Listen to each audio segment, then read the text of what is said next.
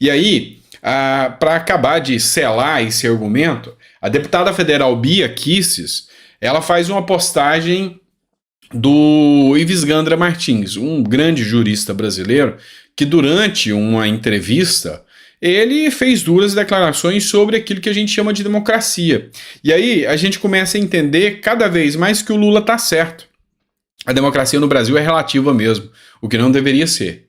Uma democracia séria, uma democracia verdadeira, ela sempre é absoluta, nunca é relativa. Ou seja, o direito do cidadão à liberdade é absoluto, nunca é relativo. O direito do cidadão à expressão, liberdade de expressão, é sempre absoluto, nunca é relativo. O direito da participação política, do pluralismo político, é sempre absoluto, nunca relativo. E aí, a gente começa a entender que a gente está indo a caminhos nebulosos e perigosos. Eu queria que você ouvisse aqui a fala do Ives Gandra Martins, que realmente impacta diretamente os brasileiros. Segundo o título que a Bia Kicis coloca aqui, a democracia no Brasil caiu, diz jurista Ives Gandra Martins. Ouçam conosco. Nós temos censura, que a democracia não deve ter. Segundo, nós temos presos políticos, presos por manifestação. O que vale dizer, as democracias não toleram esse tipo de comportamento. E efetivamente nós estamos vivendo isso. Nós estamos vivendo uma democracia em que há a predominância de um poder. Com todo respeito, e tenho enorme, até por livros escritos, muitos dos ministros da Suprema Corte, eu os considero todos brilhantes juristas, mas há um poder que hoje está comandando a definição do que é democrático, do que não é, do que é aquilo que se pode dizer e o que não se pode dizer. Isto, evidentemente, traz o perigo de não se poder fazer o debate amplo, aquele debate altaneiro que se faz numa democracia, com situação e oposição. O fato é que as palavras do jurista Ives Gandra, ela tem que acender um alerta para todo aquele cidadão brasileiro, para que ele entenda, a democracia não é só quando o seu lado manda e o outro obedece. É quando há liberdade de todos os lados. Eu sou às vezes criticado aqui, porque eu sei que tem muitas pessoas que têm uma mentalidade mais extremista. Deve-se calar aqueles que você não concorda. Ou seja, se eu não concordo com a esquerda tem que ser calada. Da mesma forma, o pessoal da esquerda pensa, se eu não concordo com a direita tem que ser calada. Isso não é democracia. Nem de longe, nem de longe. Isso aí é autoritarismo. O que a gente precisa ter em mente, o que a gente tem que ter de entendimento, isso eu falo como filósofo, isso eu falo como jurista, é que o debate precede a democracia. A liberdade de debater, de expor ideias, de colocar os argumentos de que isso ou aquilo está errado na democracia, é a base, é o pilar, é o sustentáculo da democracia. A partir do momento que eu não posso questionar elementos da democracia, isso não é democracia. A democracia, ela é plena. A democracia, ela sabe ouvir. E ela não persegue, ela não caça. Essa é a verdadeira democracia. Então, efetivamente, o que o jurista hoje disse coaduna com a preocupação de muitos outros juristas, de que realmente estamos em uma democracia plena. Acredito que até quem é de esquerda, mas é sensato, sabe que talvez a gente autorizar a exceção da democracia, porque a gente não gosta do candidato A ou B, sabe que essa exceção pode se tornar regra. E quando ela se torna regra, o alvo pode ser você. Essa é a grande verdade. Bora lá. E a gente, falando disso, traz uma matéria aqui da Folha de São Paulo, do Instagram da Folha de São Paulo. O deputado estadual Renato Freitas é alvo de um novo pedido de cassação e ministros de Lula irão defendê-lo. Para quem não conhece, o Renato Freitas, ele é deputado do Rio Grande do Sul e já atuou como vereador. Durante o período em que atuava como vereador, ele teve 2 cassações do mandato e conseguiu reverter isso judicialmente, argumentando racismo. Um deles foi uma invasão de uma igreja, onde foi argumentado que isso era além dos poderes parlamentares, invadir uma igreja e, segundo acusações, depredação do patrimônio da igreja, e esse foi o motivo que houve a cassação. E ele argumentou que essa cassação só aconteceu porque ele é negro e por causa de racismo. Dessa vez, acontece a mesma briga. Eu vou ler um trecho aqui para que vocês entendam. Os ministros Silvio de Almeida, do Direitos Humanos, e Aniele Franco, da Igualdade Racial, foram arrolados como testemunhas de defesa do deputado estadual Renato Freitas, que é do PT do Paraná, em processo aberto contra o político na Assembleia Legislativa do Paraná. Perdão, eu tinha dito Rio Grande do Sul. Peço escusas aqui e corrijo. O político é alvo de processos disciplinares pela terceira vez em sua carreira. Segundo ele, o que motiva o processo é sempre o racismo. A ação da Assembleia, entregue à Corregedoria em abril, fala em quebra de decoro tanto do deputado quanto de Ricardo Arruda, que é do PL do Paraná, com quem Freitas tem enfrentamentos nas sessões.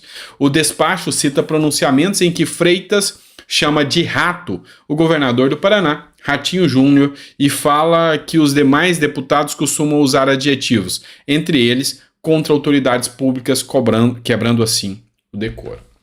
A grande questão aqui é que se a gente hoje tivesse um país sério, a metade dos deputados que aí estão não estariam.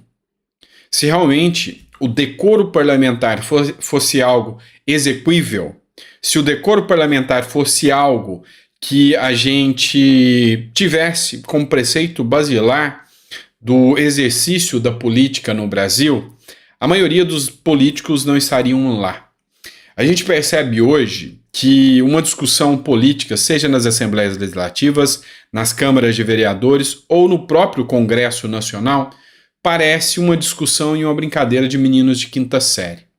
Parece que pessoas que acabaram de sair do primário ou do parquinho, do jardim de infância, sentam-se para decidir quem vai ser o coleguinha que vai guardar o material no final do dia ou alguma coisa nesse sentido. Porque a seriedade não existe, são xingamentos, são ofensas, são narrativas, discursos. Discutir efetivamente o que é preocupante, discutir efetivamente o que é necessário para o Brasil, isso aí fica de segundo plano. Quando você pega discussões, pautas importantes, como, por exemplo, a reforma tributária, as narrativas tomam um poder muito maior do que efetivamente o que é aquele texto. E aí chegam migalhas dessa discussão que vai afetar tanto o brasileiro através de uma mídia aqui, de uma fala de um deputado ali, mas assim, o brasileiro fica perdido sem saber onde acredita. É uma mídia que elogia um lado e ataca outro. É uma mídia que passa pano quando um mesmo presidente faz a mesma coisa que o ex-presidente totalmente atacado. O atual? O atual tá certo. Mas por que é a mesma coisa? Não, é porque tá certo e você tá discutindo por quê. É assim que é e pronto. Lembra até o Chicó, lembra? Não sei, só sei que é assim. Essa é a política brasileira. Então, efetivamente, eu queria que cada deputado e fica a ideia legislativa aqui. Cada deputado, ele não deveria ser caçado pelas falas dele. Vem cá entre nós. Até porque eu preciso entender que isso não pode se tornar um subterfúgio político de perseguição daqueles opositores. A gente está vendo o que está acontecendo aí por falas de deputados, de parlamentares, e até porque existe na nossa Constituição o artigo 53 que dá imunidade parlamentar. Mas que entre nós, deputados que ofendem, que ferem o decoro parlamentar, bem que podia tomar um gancho e ficar uns 2 ou 3 meses sem receber o seu salário, né? Ter que trabalhar de graça, porque não atuou da forma coerente. Perder mandato não, mas tomar um gancho, eu acho que seria bem interessante. Perder mandato, eu, para ser sincero para vocês, acho que é muito extremo. Acho que para perder o mandato tinha que ser algo virulento, uma corrupção grave, algo assim, pego em flagrante, aí sim, perda de mandato. Agora, eu entendo que, por falas não, mas um gancho aqui, um gancho ali eu acharia interessante. Para cada deputado que fosse virulento nas suas falas, violasse o direito do decoro, ou seja, que extrapolasse a sua imunidade, fosse colocada ali uma penalidade e deixasse que o povo da sua região votasse. Ó, deputado tal chamou o governador de rato. Ok. Vocês acham que ele tem que ser punido por isso? Faz uma votação aí virtual, deixa ele responder. No mínimo, nós teríamos um parlamentar que trabalharia de graça. É dinheiro nos cofres públicos do pagador de impostos que ficaria ali. O que você pensa sobre isso? Eu tenho essa visão. Eu sou meio, talvez radical, talvez não, mas eu tenho essa visão aí de que o dinheiro público, ou melhor, dinheiro público não existe. O dinheiro do pagador de impostos tem que ser respeitado. E não é um deputado que age como um menino de quinta série que deveria que receber aí. E vamos falar que recebe muito. Devia receber o mesmo que um trabalhador, mesmo que o professor. Eu até fiz uma proposta uma vez, né? Mandei uma ideia legislativa para o Congresso, que o salário dos deputados, dos políticos, deviam ser equiparados ao salário do professor. O teto tinha que ser o salário do professor, e não dos ministros do Supremo, e não de qualquer membro do Executivo. O que o professor ganha, teria que ter um piso, é o máximo que qualquer servidor público poderia ganhar. Aí sim, quem sabe o Brasil tomasse jeito.